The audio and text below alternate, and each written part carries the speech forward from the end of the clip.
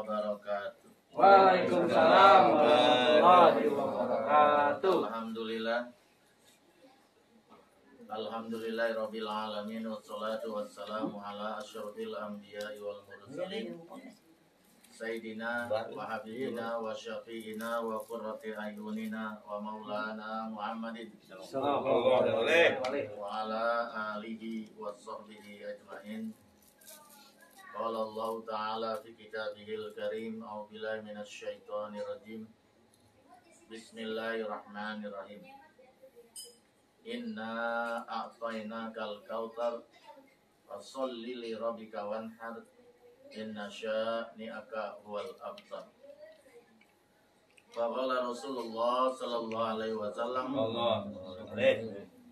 man wajada sa'atan falam yudakhi fala yaqrabanna musallana.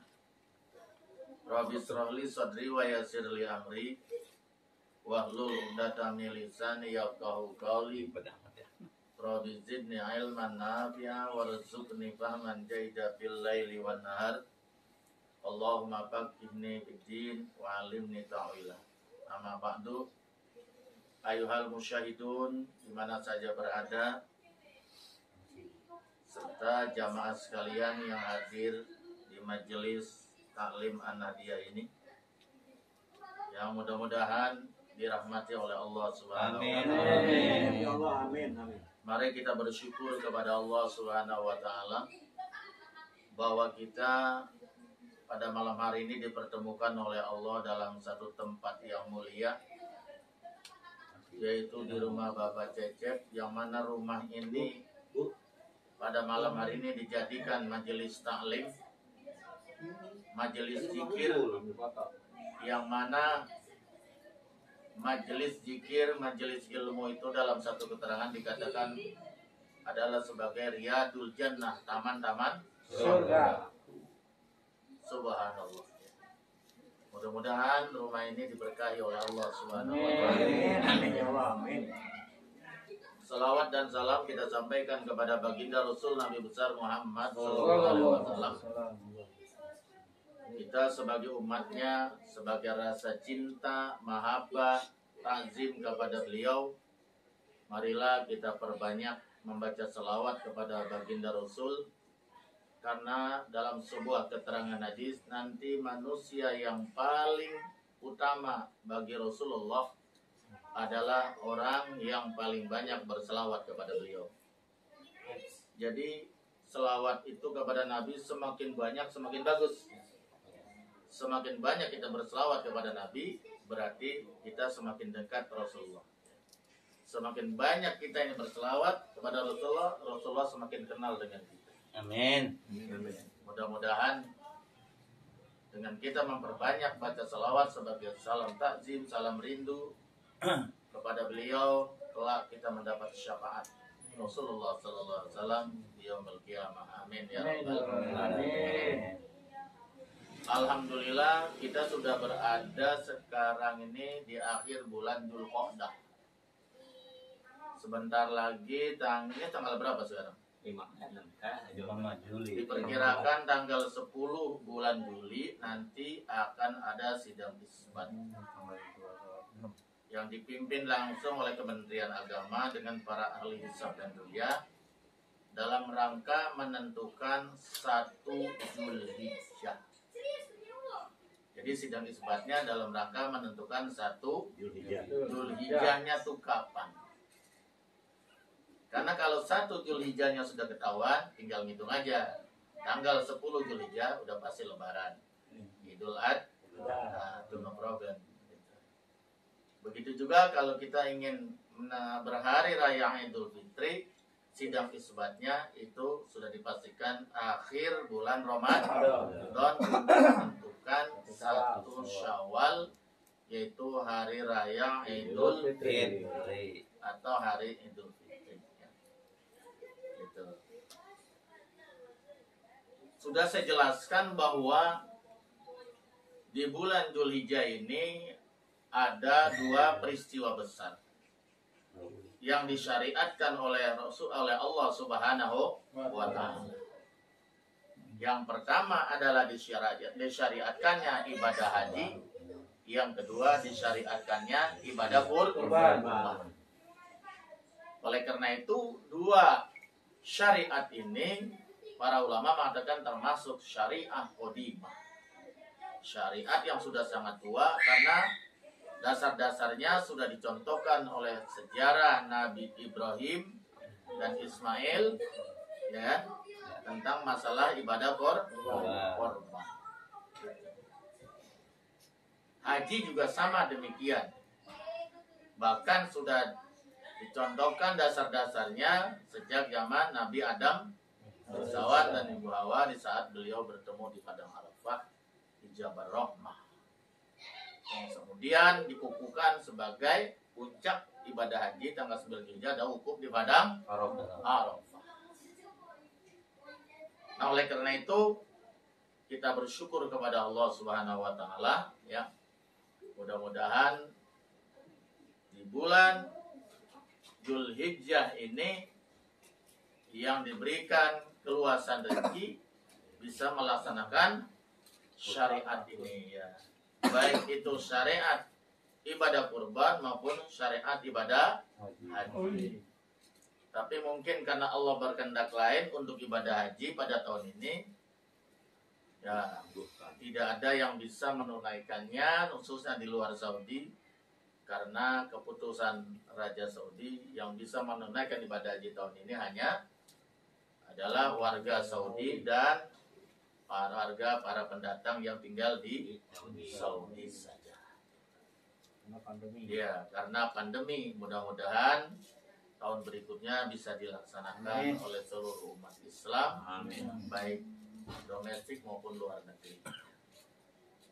Yang kedua, mudah-mudahan yang punya keluasan rezeki bisa melaksanakan syariat yang kedua, yaitu disyariatkannya ibadah kurban atau udhiyah. Ya, ini juga termasuk ibadah yang sangat luar biasa, ya. Ibadah kurban ini termasuk, menurut saya itu termasuk ibadah sosial, ya. Karena dagingnya itu nanti akan diberikan kepada fakir, miskin dan lainnya untuk menghibur mereka, tafrihan lil fuqara wal masakin, untuk menghibur, membahagiakan fuqara dan masakin, dan mereka makan ikan gesek melulu. Nanti ikan gesek. Iya. Ya, ikan asin, ikan teri, ikan pedang, dan begitu. Sekali-kali makan daging. Jadi luar biasa itu pahalanya itu, ya, yang mampu itu. Makanya ibadah kurban itu sebetulnya dianjurkan yang punya keluasan rezeki setiap tahun, bukan hanya setahun seumur hidup, bukan, kecuali akikah. Dianjurkan malah setiap tahun sebagai rasa syukur kepada Allah Subhanahu wa taala dan sebagai bentuk kepedulian sosial kita kepada saudara kita yang fakir dan miskin. Barangkali ini sebagai mukadimah. Nanti supaya lebih jelasnya kita ngobrol bareng dah, ya. Mungkin silakan kalau ada yang mau ditanyakan. Wallahu a'lam bishawab. Silakan. Egi. Pertama siapa? Ada? Egi. Salam Ustaz. Kenalan dulu. Egi, kenalan Mas saya. Assalamualaikum warahmatullahi wabarakatuh. Waalaikumsalam warahmatullahi wabarakatuh. Tarik suaranya. Perkenalkan nama saya Egi. Egi Sujana bukan ya? Egi. Ya, terus Caroni. Egi. silakan. Assalamualaikum. Alhamdulillah. Ya. Bentar lagi kita menyambut Idul Adha, sebaiknya kita ibadah kurban atau akikah. Atau akikah itu. Mohon pencerahannya. Assalamualaikum warahmatullahi wabarakatuh. Waalaikumsalam Pendatang baru, warahmatullahi nanya baru. Lama sih, cuma nanyanya baru, ya. Iya. Dan ini jamaah termuda ini. Baru sunat, ya. Udah sunat belum? Udah. Egi udah sunat. Udah. Berbalik. Enak gak sunat, Gi? Enak, duit banyak, ya. Iya. Mau sunat lagi nggak? Ini nyari Ntar Anda punya persen, oh. Iya. Ini anak kita Ananda Egi ini beserta Bapak jamaah yang termuda. Berapa sih umurnya? 12. 12, kelas 6 ya? Kelas 6. Subhanallah. Kelas 6 bergaul maki-aki. Kita udah tua-tua, betul nggak? Betul. Masya Allah. Jarang ditemukan model begini. Harusnya bapaknya dampingin ini. Biasa. Jangan Ustaz. Jadi beliau menanyakan kalau di Idul Adha tanggal 10 Zulhijjah ya, itu sebaiknya berkorban atau berakikah, gitu ya? Gitu. Kalau berdasarkan keterangan hadis Rasulullah SAW, yang mana hadis ini datangnya dari Sayyidah Aisyah, nah, istri Rasulullah SAW, diriwayatkan oleh Imam Turmuzi dan Ibnu Majah, ma amila adamiyun yauman nahri ahabu ilallah azza wajal min ihraqi hidaman. Tidak ada satu amal anak Adam, manusia, ya, pada yaumun nahri. Yaumun nahri itu artinya hari penyembelihan itu tanggal 10 maksudnya. Yaumun nahri itu tanggal 10 Dzulhijjah, lebaran haji kata orang kat sini ya. Ahabu ilallah, yang paling dicintai oleh Allah azza wajal min ihraqi hidaman, itu adalah menumpahkan darah korban.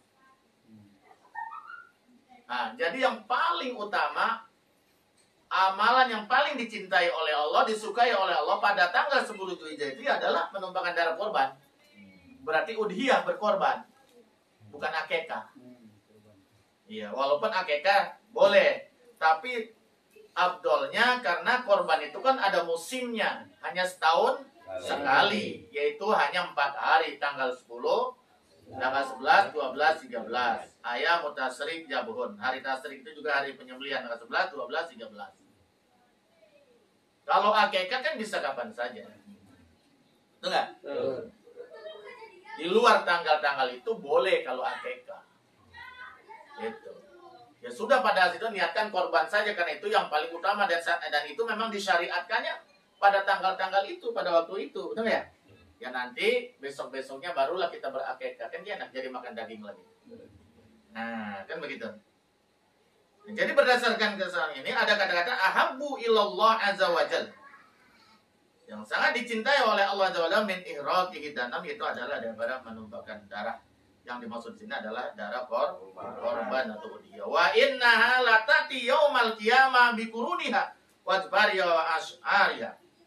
Karena nanti itu ya, penyembelihan hewan korban kita akan datang di hari kiamat itu. Bi quruniha, yaitu dengan tanduk-tanduknya. Tanduknya memberikan kesaksian. Makanya orang kamu pengen nyarinya ada tanduknya aja. Walaupun gak bertanduk juga boleh-boleh saja. Itu. Karena tanduknya memberi kesaksian. Wazbaria, bahkan kukunya itu juga akan memberikan kesaksian. Datang nanti di hari kiamat. Wa ash'ariha, dan bulu-bulunya pun semuanya lengkap. Inilah satu bulu satu kebaikan. Ya, akan memberikan kesaksian nanti di hari kiamat. Masya Allah. Bayangkan kalau bulunya kambing itu, kambing apa namanya tuh? Kambing bembeng, itu kan bulunya tebal, banyak sekali. Ya, kambing gibas. Sanggup gak ngitung satu hari selesai ya? Sebanyak pula itu kebaikan diberikan oleh Allah Subhanahu wa taala. Wa in adama yaqau minallahi azza wa jalla bimakanin qabla ayaqa bil ardi. Jadi nanti itu darah yang kita tumpahkan pemotongan hewan korban itu dari harta kita, ya. Itu sebelum dia tumpah ke muka bumi, ke tanah, nah, nyerap ke tanah, sudah dicatat di akhirat sebagai nilai kita. Oh, coba sampai kayak begitu tuh, ya, luar biasa. Nah, iya, jangan. Bagaimana kalau sapi itu darahnya banyak? Bagaimana kalau kambing yang gemuk darahnya banyak? Ya kan ya? Bayangkan ini, karena ibadah kurban ini kan simbol daripada perjuangan Nabi Ibrahim yang luar biasa. Disuruh menyembelih anak, coba bayangkan. Ya dah. Karena ketika itu Nabi Ibrahim setelah dikasih anak, romannya lebih cinta anaknya ketimbang Allah. Ya Allah kan cemburu juga. Diuji Nabi Ibrahim. Kalau bahasa kita coba ente ya, lebih cinta sama saya atau lebih cinta sama Ismail? Potong anak ente. 3 kali ngimpi kan? Berarti kan wahyu perintah Allah. Nabi Ibrahim buktikan bahwa saya memang benar-benar Khalilullah, saya ini benar-benar kekasih Allah. Ibrahim itu dapat gelar kekasih Allah luar biasa. Ente ngaku ini kekasih, anak ini kekasih, kekasih ya kamu apapun yang aku minta kasih, laksanakan dong. Benar dibuktikan oleh Nabi Ibrahim. sampai detik terakhir tetap itu golok iso ada di lehernya, putar kesayangannya Ismail. Tapi akhirnya diselamatkan, digantilah dengan kambing. Konon katanya dari surga.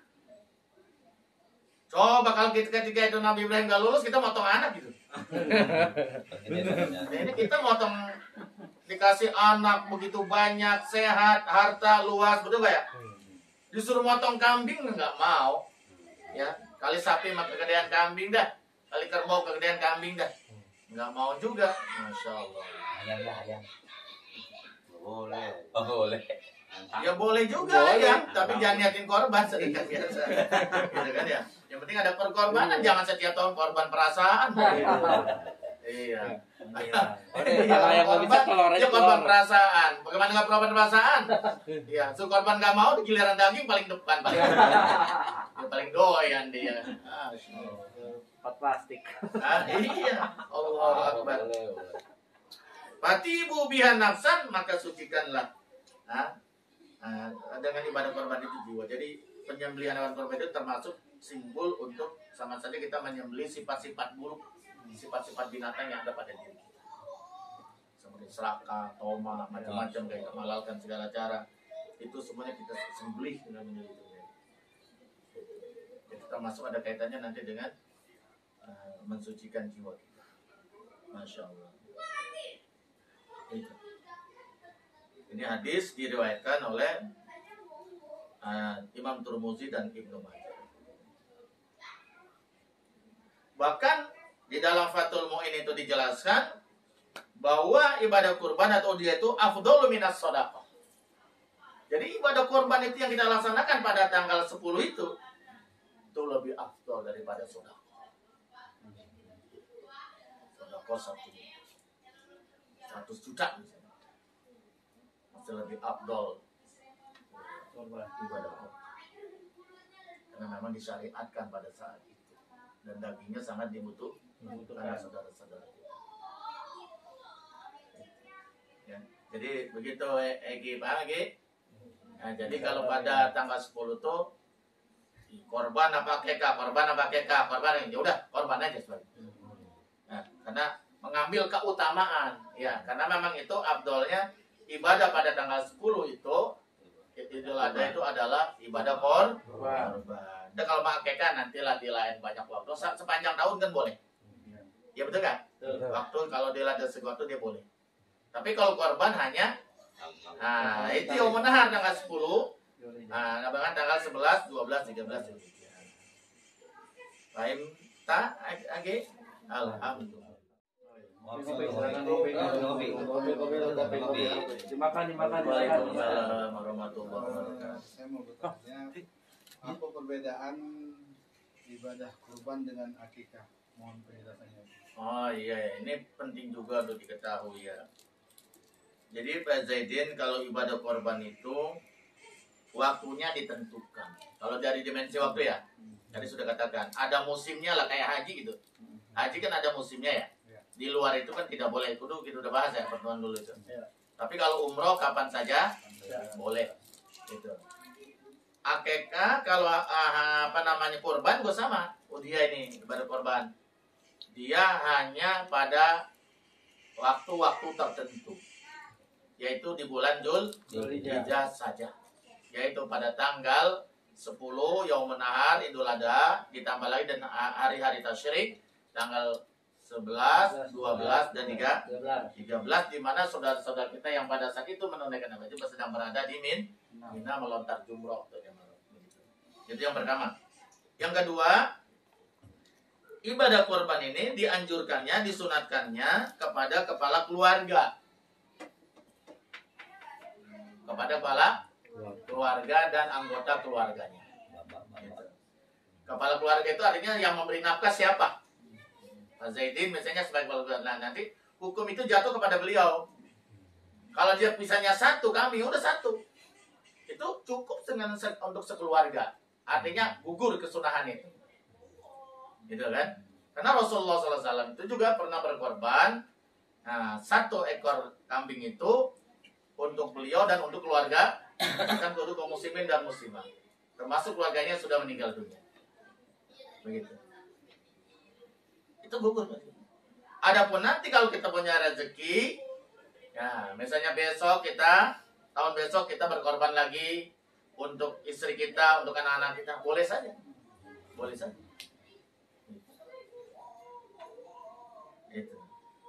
Itu kalau ibadah korban ya. Jadi disunatkan kepada yang menjamin nafkah dalam keluarga. Taruhlah suami gitu ya. Itu. Dia berkorban untuk dirinya dan juga untuk keluarganya menjadi tanggungannya, seperti itu. Kemudian dagingnya itu afdolnya dianjurkan diberikannya dalam keadaan nayyah, mentah. Tuh, kalau korban. Ya, jadi dalam keadaan mentah, jangan dimasak. Supaya mereka juga bisa nyate sendiri, ya, bisa nyemur sendiri, begitu kan, senang kan ya? Nah, gitu merasakan juga. Jangan rebus kangkung mulu kan ya. Sekali-kali lah nyate gitu kan. Ya, ada nyemur daging gitu kan ya. Jangan nyemurnya cuman kangkung doang sama bayam. Terong kantong. Iya gitu. Nah, kemudian kalau akekah itu waktunya sepanjang tahun boleh. Boleh. Kemudian disunatkannya kalau akekah itu kepada orang tua. Bukan anak. Orang tua yang dianjurkan berakekah, mengakekahkan siapa? Mengakekahkan anaknya. Jadi hukum jatuhnya kepada orang tua. Jadi kalau dia punya anak, kan itu amanat dari Allah, rezeki yang paling besar, harta yang paling kekayaan itu kan adalah anak kan ya? Iya, semua orang merindukan punya keturunan. Makanya setelah abdolnya, setelah umur 7 hari, itu diakekahkan, dicukur, diberi nama yang baik. Sampai kapan? Sampai akil balik. Wa yundabu liman talzamu nafaqatu farihi. Disunatkan itu akekah terhadap orang yang menjamin nafkahnya, berarti anak. Ya, gitu kan ya. Ayya uqqa anhu min wad'in ila bulugin. Dan hendaknya dia mengakekahkan anaknya itu dari mulai kelahiran. Nah, kesunahannya itu dari mulai kelahiran sampai ilal bulug, sampai ila bulugin, sampai akil balik. Nah, kalau sudah akil balik ke sana sudah tidak lagi dianjur. Tapi kalau nanti anaknya dia belum diakekahkan karena orang tuanya belum punya rezeki sampai akil balik, orang tuanya belum kuat beli kambing. Kalau laki-laki kan 2 lumayan. Perempuan 1 ya sudah. Kalau yang berakekah sendiri boleh, ada yang membolehkan. Tapi pada akekahnya bahwa akekah itu adalah itu syariatkannya kepada orang tua, bukan pada anak itu. Orang tua terhadap anak itu berbeda. Kemudian dagingnya itu abdolnya dibagikan dalam keadaan matbuh, dimasak. Iya, abdolnya itu dalam keadaan matang, matbuh, tobat buhu ternyata. Jadi dan dimasak dulu, matengin, anterin dulu bagus. Anterin pada orang-orang yang ya abdolnya pada orang yang membutuhkan, yang lapar. Dianterin. Oh, kalau kita malas bikin acara di rumah undang, ya nggak apa-apa juga. Ya, biasanya kan kita begitu malas. Udah undang aja dah. Duitnya ada, ya kan. Kalau biaya pasti lebih besar kan. Nggak apa-apa juga, itu juga. Itu seperti itu perbedaannya antara akekah dengan korban. Wallahu a'lam. Assalamualaikum warahmatullahi wabarakatuh. Waalaikumsalam warahmatullahi wabarakatuh. Jadi ada yang menanyakan apabila kita berkurban boleh tidak memakan daging kurbannya tersebut. Mohon penjelasannya. Waalaikumsalam. Waalaikumsalam. Bang Rio. Bang Rio ini asalnya dari mana? Dari Cilacap. Cilacap, Jawa Tengah ya? Jawa Tengah. Oh, Lambangan. iya, tetangga ya. Ya. Jadi begini, kalau korban itunya korban yang sunnah, karena korban bisa jadi wajib kalau dinazarkan. Nazar. Iya, kalau dinazarkan. Tapi kalau nggak dinazarkan ya tidak wajib. Berarti kembali kepada hukum asal yaitu sunnah. Dalam Fathul Mu'in itu dijelaskan bahwa asal ibadah kurban itu adalah sunnah mu'akkadah, sunnah yang Walaupun pada pertemuan yang lalu kita jelaskan ada juga min qilatil ulama yang berpendapat wajib. Ya. Tapi jumhur ulama, mayoritas ulama khususnya di kalangan ulama mazhab Syafi'i bahwa asal ibadah kurban itu kalau tidak dinazarkan hukumnya sunnah muakkadah. Gitu. Nah itu di sini dikatakan kalau itu ibadahnya kurbannya sunnah, besok saya kalau punya keluasan rezeki mau korban, nah berarti itu sunnah kan ya, nggak dinazarkan. Kalau nazar itu harus ada apa namanya ya, harus ada iltizam, ucapan, nggak cukup dalam hati. Ya, lebaran haji besok kalau saya punya keluasan rezeki, ya demi Allah saya mau nazar, mau berkorban, gitu kan. Jadi ada Demi Allahnya ya. Iya, jadi ada ucapan ini, ikatan kita perjanjian dengan Allah. Jadi nggak cukup dalam hati aja, harus ada ucapan, gitu. Tidak hanya dengan niat saja di dalam hati itu nggak cukup, tuh nggak sah, nggak dianggap nazar kalau gitu. Itu berarti harus ada mendengar. Iya. Kalau mendengar mungkin ya nggak ada masalah juga kan, Allah pasti ramah mendengar. Kalau ngucapin demi Allah nah itu lah. Kan yang tahu hanya dia dengan Allah sebetulnya. Pada hakikatnya seperti itu. Nah kalau nggak dinazarkan itu boleh. Bang Rio biasanya korban sunan ya. Nah, dia boleh makan. Boleh, keluarganya boleh. Sapi sudah mau pulang tuh. Iya boleh. Makanya. Wal abdalu atasaduk bi kalimatin ila luqoman. Abdolnya sih atasaduk bi kulihi, disedekahkan semua. Abdolnya. Ya kan korban itu ibadah ya. Hewan korban kita yang kita niat sedekah. Tapi di sini dikatakan ila luqoman. Luqoman itu dari kata lukmatan, jamannya luqoman. Kecuali hanya beberapa potong. Boleh. Gitu. Ya tabarraku bi akliha, untuk mencari berkah tabarruk dari memakan hewan korban yang ente sembelih itu. Itu tabarruk namanya, supaya berkah. Boleh. Tapi apa yang dimakan di sini dikatakan ain takuna minal kabidi. Jadi yang dimakan itu sebaiknya hati. Berarti hati. Jeroan ya. Iya, kecuali asam urat dah. Enggak apa-apa yang daging. Tapi disunahkan sini hati. Hatinya. Wa ayyakula wa alla yakula fawqa salasin. Tidak boleh lebih dari 3 potong. Tabaruk sih tabaruk, banyak-banyak amat tabaruk. Malah yang gede. Emang enggak mau dikasih. Jadi kemaruk lagi ntar. Iya, tabaruk. Jadi kalian namanya tabaruk ya cukup 3 potong. Potongan yang gede. Ya. Potongannya segini. 3 lukmah. Iya. Sikil-sikil. Wah, itu mah bukan potongan kali itu potongan. Ya, potongan dalam arti yang wajar. Biasanya kalau motong kambing itu seapa gedenya. Kalau dihidupkan seperti itu. Ya, misalnya seperti ini. Tabaruk kan segini cukup ya. Itu kan ya. Nah, ya kira-kira seperti ini. Abdolnya kalau bisa kabit hati. Hati ya. Sama ya? Gitu. Baru. Paru itu apa? Maras ya? Nggak tahu dah. Yang artinya hati. Marah. Kalau di sini bukannya hati gitu. Tapi kalau memang yang asam uratnya parah jangan. Cari yang dagingnya. Gitu teman-teman. Paham tuh ya? Tapi kalau dinazarkan nggak boleh. Sama sekali. Itu kan bayar utang. Ya jadi nggak boleh. Bahkan ada yang mengatakan bukan hanya dirinya, anak bininya juga nggak boleh makan. Keluarganya. Iya nggak boleh makan. Jadi kalau pengen ya tukar, minta punya orang. Oh iya ada. Iya. Kecuali yang nggak dinazarkan boleh. Keluarganya boleh. Malah kalian tidak dinazarkan itu boleh dibagi 3. 1/3 buat yang berkorban. Entah kalau anak bininya pengen, boleh.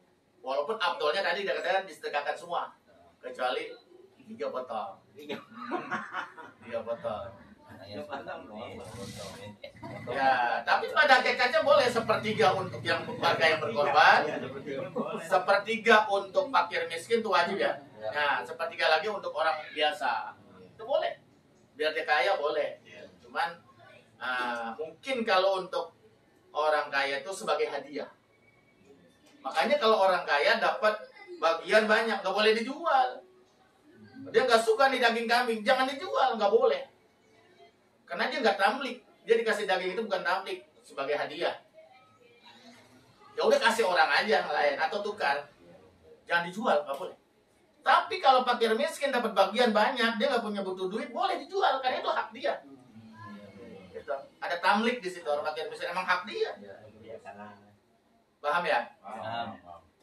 Gitu. Kok Pak Ustadz boleh jual ya orang? Lah boleh. Kan kita dia menerima sedekah. Itu udah milik dia. Mungkin dia lebih membutuhkan darurat uang dijual, nggak apa-apa. Tapi ulama berpendapat kalau orang kaya nggak boleh jual.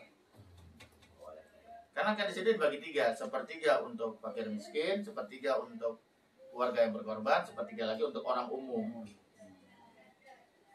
Ini enggak, kadang-kadang panitianya buat sepertiga, separoh. Dosa belakang gitu. Siapin plastik. Nyiapin duluan. Jangan, itu ingat itu amanah itu. Iya. Kepalanya buat panitia. Jadi walaupun itu sunnah kek, apalagi nazar, jadi nggak boleh itu dijual.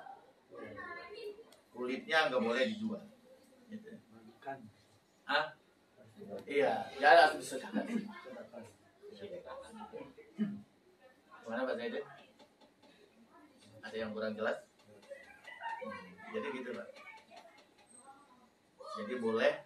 Tadi pertanyaan boleh makan atau tidak? Iya, boleh dimakan sama. Ini ya nanya Pak Rio ya? Boleh. Boleh, malah itu dianjurkan tabaruk, tapi jangan banyak-banyak. Jangan maruk. Iya, sunahnya 3. Kalau menambah ya Boleh. Beli lagi sana. Ini ada pasar. Nambah. Hah? Orang orang Iya, punya orang aja.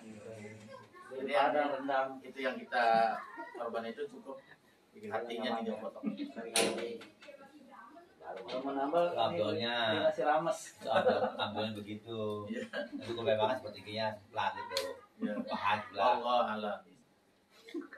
Assalamualaikum warahmatullahi wabarakatuh. Waalaikumsalam.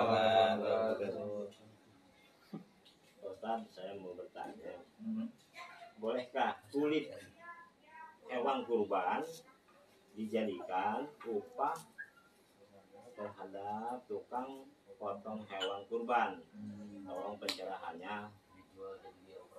Assalamualaikum warahmatullahi wabarakatuh.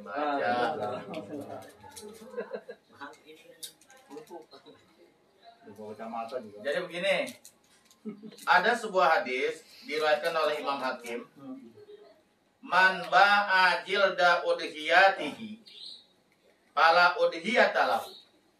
Barang siapa yang menjual kulit aja nggak boleh, pada dagingnya. Kulit udhiyahnya, hewan korbannya, para udhiyah maka tidak ada udhiyah, berarti tidak sah korbannya.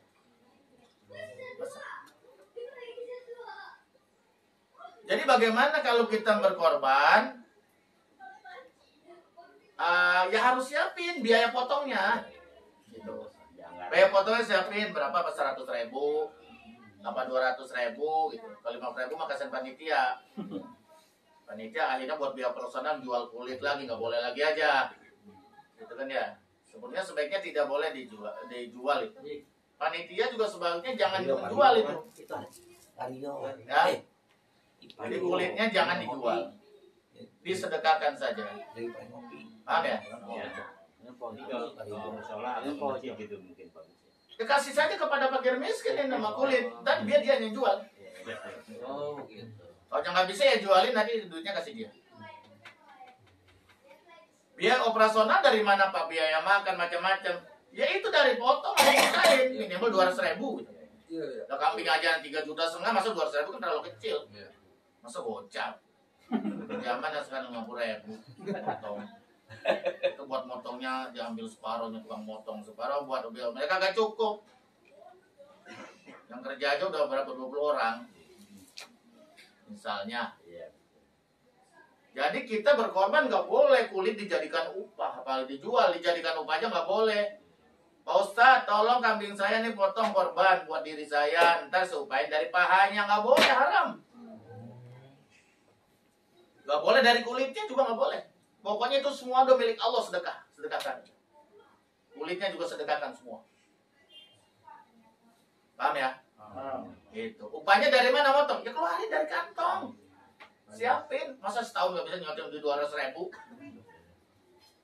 Betul nggak? Nggak boleh. Jadikan upah nggak boleh. Haram hukumnya. Dosa. Ya, itu. Tapi kalau sebagai hadiah itu boleh. Ya. Dijual juga hukumnya haram. Jadi kulitnya ini bagaimana? Ini kulit banyak ya, biasa suka ada yang datang ya. Betul. Ya itu sebetulnya kan haknya fakir miskin. Ya sebenarnya itu nanti bagaimana supaya diatur supaya tidak melanggar hukum agama ya. Biasanya panitia dijual tapi bagikan nanti hasilnya juga pada fakir miskin. Gitu. Karena kan kadang-kadang kan nggak ngerti orang nggak buat apa kulit gitu ya. Tapi sekarang mah banyak sih, banyak pembeli. Iya. Aman ini jalur dunia. Kenapa? Dijual jalur sendiri. Nah, jangan. Saya udah ngasih tahu nih, jangan. Jadi namanya ibadah korban itu adalah harus semuanya disedekahkan. Operasionalnya kalau ini udah bilang aja dari awal. Kalau mau korban di sini, saya minta upah potongnya minimal 200.000 atau 100.000 gitu. Karena kita udah punya anggaran dihitung, biaya makan berapa, itu kan biaya apa gitu ya kita nggak tahu. Paham ya? Dan dia memang dia abdolnya itu diberikan mentah, bukan mentah. Paham ya? Jangan sampai niatnya baik malah dapat dosa. Wah, rajin luar biasa. Pokoknya kalau udah Idul Adha sama korban dia paling depan tuh. Pagi-pagi udah datang tuh. Paling dulu datang. Cuman ngombe. Nanti ngombe. Ya, hewan korban belum dibagi-bagi, belum dia udah ngambil dulu kan. Suntik. Muntit namanya. Jangan. Itu lagi sepotongnya tuh. Ya nanti kan juga ada bagiannya masing-masing, betul nggak? Ada bagiannya masing-masing. Itu saja. Ya. Ini barangkali yang dapat saya sampaikan. Yang mudah-mudahan bermanfaat untuk diri saya dan kita semua. Amin. Wassalamualaikum warahmatullahi wabarakatuh. Waalaikumsalam. Mari kita baca.